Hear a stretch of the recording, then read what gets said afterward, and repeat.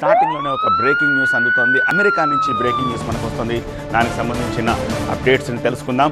America national intelligence director పదవికి all of A sudden రాజీనామా చేశారు తులసి గబార్డ్. నేరుగా ప్రెసిడెంట్ ట్రంప్కు తన రాజీనామా లేఖను పంపి అందరినీ షాక్కు గురి చేశారు. ఈ జూన్ 30 నుంచి తాను పదవికి పూర్తిగా దూరంగా ఉండబోతున్నట్టుగా ప్రకటించారు తులసి గబార్డ్. తన భర్త అబ్రహం విలియమ్స్ అరుదైన బోన్ క్యాన్సర్ తోటి బాధపడుతున్నట్టుగా తులసి గబార్డ్ అందులో ప్రస్తావించారు.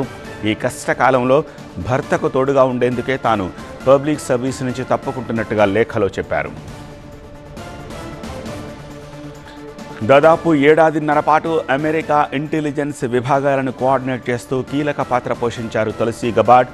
అయితే ట్రంప్ సెకండ్ టర్మ్లో క్యాబినెట్ నుంచి తప్పుకున్న 4వ వ్యక్తిగా ఆమె రికార్డులోకి ఎక్కారు. గతంలో ఇరాన్పై అమెరికా దాడుల వివాదంలో ట్రంప్తో ఆమెకు తీవ్ర విభేదాలు వచ్చినట్టుగా మీడియాలో పెద్ద ఎత్తున ప్రచారం జరిగింది. దీంతో ఈ వివాదం కారణంగానే ఆమె తన పదవికి రాజీనామా చేశారంటూ అమెరికా పొలిటికల్ సర్కిల్స్లో మరో వాదన వినిపిస్తోంది.